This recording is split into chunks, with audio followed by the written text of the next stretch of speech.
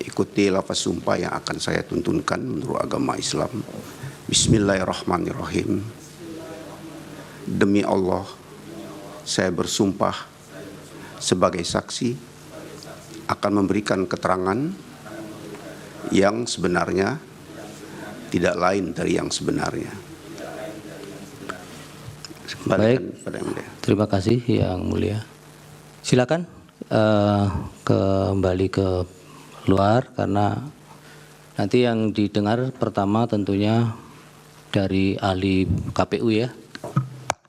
Iya, Yang Mulia. Profesor Muhammad. Profesor Marsudi. Yang Mulia. Profesor Marsudi dulu.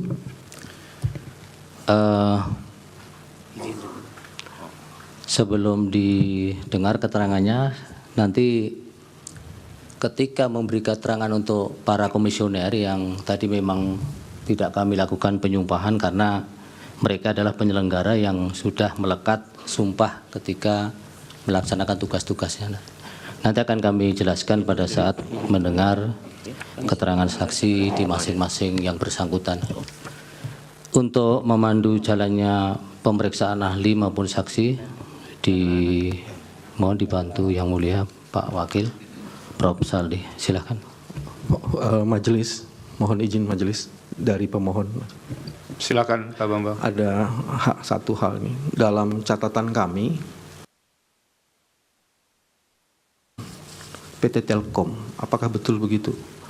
Kalau iya, apakah ada izin dari PT Telkom untuk hadir sebagai ahli di sini? Dan dalam catatan kami, beliau juga 2019 pernah jadi ahli juga ya di majelis yang sama. Jadi mohon izin untuk Bapak ada betul apa yang disampaikan itu? Terima kasih Yang Mulia. Jadi saya selesai sebagai komisaris Telkom tahun 2021. Oke. Dan sekarang saya tidak menjadi komisaris Tidak Telkom ya. lagi. Jadi tidak perlu izin ya Bapak ya. Baik. Ada satu lagi, apakah masih mengajar di Prasetya Mulia? Saya mengajar sebagai dosen part-time di Prasetya Mulia. Oke. Tidak ada izin dari Prasetya Mulia atau surat rekomendasi semacam itu? Tidak, karena saya dosen part-time di sana. Oh, saya serah. Iya, nanti dipertimbangkan Pak Bambang. Terima kasih, Mas. Baik. Silakan Prof. Saldi. Saksi masih ada yang di dalam. Saksi yang akan didengar nanti. Keluar semua sudah. Baik. Dari Bawaslu? Komisioner masih ada. Suruh keluar Pak, keluar.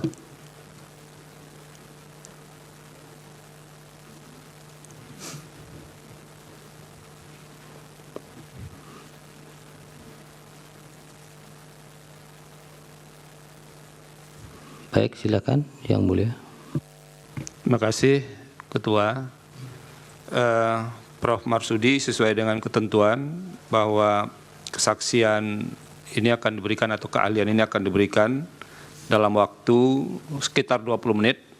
Jadi presentasinya lebih kurang 10 menit, nanti ada waktu pendalaman lebih kurang 10 menit. Dipersilakan. Bismillahirrahmanirrahim.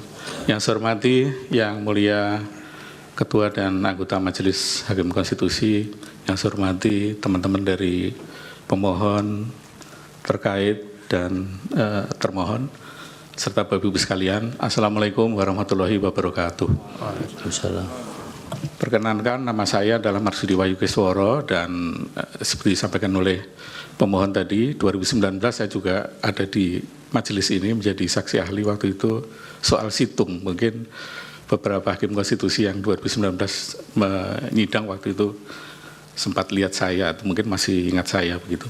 Nah, Bapak Ibu sekalian dan majelis yang mulia, saya diminta oleh KPU untuk memberikan sebagai ahli, pendapat ahli mengenai Sirekap.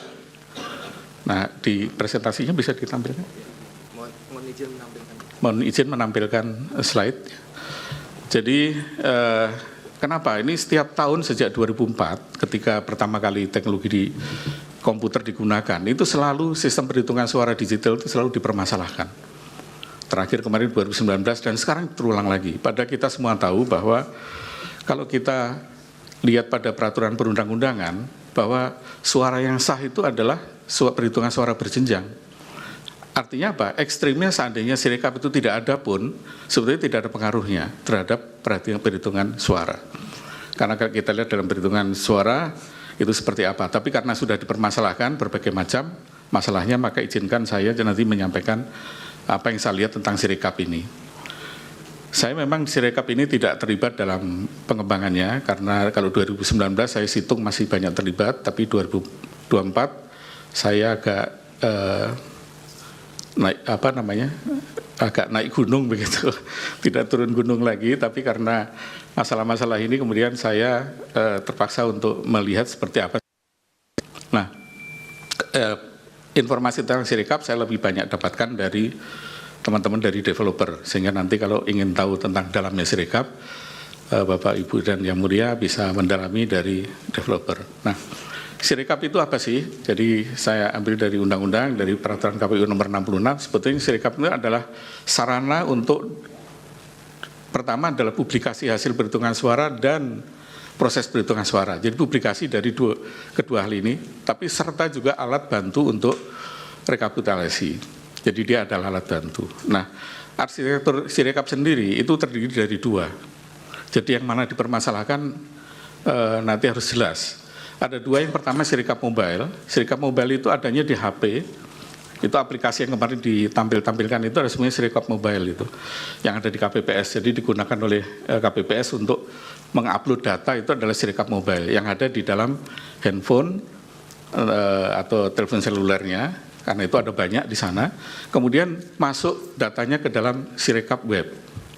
Nah, di Sirekap Web inilah kemudian data direkapitulasi dan kemudian ditampilkan di web yang sering kita lihat sebagai info pemilu 2024 itu. Artinya apa? Jadi sebetulnya flow-nya adalah data itu masuk dari Sirekap Mobile. Kemudian Sirekap Web tugasnya adalah lebih kepada untuk melakukan konsolidasi, rekapitulasi dan sebagainya, dan kemudian melakukan virtualisasi atau mengekspor datanya ini ke web, dan kemudian kita bisa lihat tampilannya di web. Nah, Yang Mulia dasi rekapitulasi dan sebagainya, dan kemudian melakukan virtualisasi atau mengekspor datanya ini ke web, dan kemudian kita bisa lihat tampilannya di web.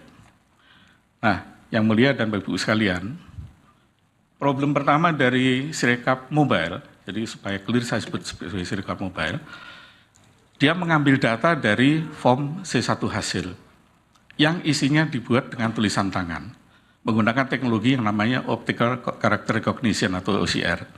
Ini adalah sebuah perkembangan kemajuan dibandingkan situng dulu. Kalau situng dulu itu angkanya di entry manual, sehingga bisa timbul kehebohan seolah-olah ada kesengajaan entry yang dinaikkan dan sebagainya. Maka teman-teman developer untuk Sirekap ini menggunakan secara otomatis. Jadi tulisan yang ada di C1 hasil itu di-scan, kemudian di-capture, kemudian dirubah menjadi angka. Nah, disinilah problem pertamanya muncul. Pertama, karena tulisan yang ada di form C1 itu tulisan tangan, dan kita tahu semua bahwa tulisan tangan tiap orang itu beda-beda. Apalagi tulisan tangan di 822.000 TPS yang pasti orangnya berbeda dan tulisan tangannya bisa berbeda. Ada mungkin di KPPS yang mengisi ini tulisannya bagus, mudah dibaca. Tapi mungkin juga ada sebagian besar juga yang tulisannya kurang bagus. Bahkan yang tulisannya jelek. Saya sendiri termasuk orang yang tulisan tangan saya itu sulit dibaca. Nah, sebagai contoh, kita lihat di sini, dalam menuliskan angka saja, itu stylenya bisa beda-beda. Ada menuliskan angka 4 dengan kayak kursi terbalik, atasnya terbuka. Tapi ada juga seperti yang di pojok sebelah kiri, 4 itu tertutup atasnya. Demikian juga angka-angka lain. 1 ada yang menggunakan, ada yang pakai topi dan sepatu, ada yang cuma garis saja. Nah, karena itu optical character recognition itu kalau di laboratorium itu akurasinya masih sekitar 99%. Jadi masih ada kemungkinan error 1% di sana. Tapi kalau dipakai di lapangan itu bisa lebih rendah lagi. Nah, paling tinggi itu sekitar 92-93%. Jadi ada kemungkinan 7% salah ketika OCR ini merubah gambar menjadi angka. Nah, ini problem yang pertama. Problem kedua adalah karena Sirekap Mobile itu ada di install di masing-masing handphone dari KPPS, maka yang terjadi kita tahu bahwa handphone itu beda-beda mereknya, beda-beda kualitasnya. Ada handphone yang kualitas kameranya sangat bagus, ada handphone yang kameranya sangat kualitasnya ada yang gambarnya jelas, ada yang buram, ada yang remang-remang, ada yang warnanya jadi putih, ada yang warnanya kekuning-kuningan begitu. Ini dari sisi kamera, problem kedua. Problem ketiga adalah dari kertasnya sendiri. Kita lihat contohnya di yang form C1 yang di kanan itu kertasnya terlipat. Sehingga ketika terlipat ini bisa menimbulkan kesalahan interpretasi oleh OCR ini. Karena OCR ini bukanlah manusia yang bisa memperkirakan, dia hanya patuh kepada training data. Jadi sistem AI ini adalah, sistem machine learning ini, dia diberikan data berbagai macam tulisan tangan, kemudian dari tulisan tangan itu dia pelajari dan kemudian dia bisa melihat ini apakah angka 1, 2, 3, dan seterusnya. Nah, tapi kalau kualitas gambarnya seperti ini menjadi masalah. Nah, jadi 3 masalah ini yang menjadi sumber ketika kenapa ketika ditampilkan di web itu antara angka dengan C1 bisa berbeda. Nah, tetapi karena Sirekap ini adalah sarana untuk transparansi, maka ketika terjadi perbedaan dan kemudian terjadi keluhan atau komplain dari masyarakat, KPU kemudian segera untuk mengkoreksi itu, melakukan tindakan korektif. Sehingga makin lama errornya, kesalahannya makin lama makin sedikit. Nah, Bapak Ibu sekalian dan yang mulia, ini juga contoh masih ya. Jadi ini adalah contoh bagaimana ketika kertasnya agak miring begitu sehingga ketika di-scan itu jadi tidak akurat angka-angkanya. Nah, tetapi kalau kemudian ada opini bahwa ada manipulasi suara dengan Sirekap. Mari kita lihat hasil Sirekap dibandingkan dengan yang lainnya. Tapi sebelum ke sana, saya ingin menjelaskan bagaimana sebuah software itu di-develop. Jadi Sirekap termasuk Sirekap melalui proses seperti ini. Jadi pertama, developer itu membuat aplikasi, kemudian dilakukan testing, diuji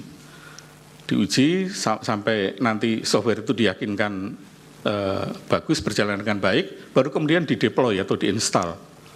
Nah, di-install inilah terjadi tadi masalah ketika HP-nya beda-beda dan sebagainya itu kemudian bisa timbul masalah di sini. Nah, setelah di-install baru kemudian dilakukan audit, dilihat apakah bekerja dengan baik atau tidak. Kalau suatu saat ditemukan fraud, ditemukan adanya penyimpangan atau kejahatan di sana, maka baru kemudian dilakukan namanya forensic audit. Jadi forensic audit itu ada tahapannya, tidak begitu ujuk-ujuk langsung dilakukan forensic audit. Kalau kita yakin ada kejahatan atau ada fraud di sana baru bisa dilakukan forensic audit. Sama dengan di bidang-bidang yang lain, kalau tidak ada kejahatan tidak mungkin ada audit forensik. Nah, apakah di Sirekap ada kejahatan? Saya hanya ingin menampilkan data saja, saya tidak akan banyak cerita.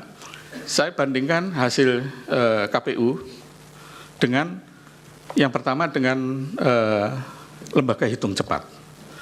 Kalau kita lihat di sana, lembaga hitung cepat ini, 12 lembaga hitung cepat ini, angkanya tidak berbeda jauh dengan hasil Sirekap maupun dari hasil KPU 360.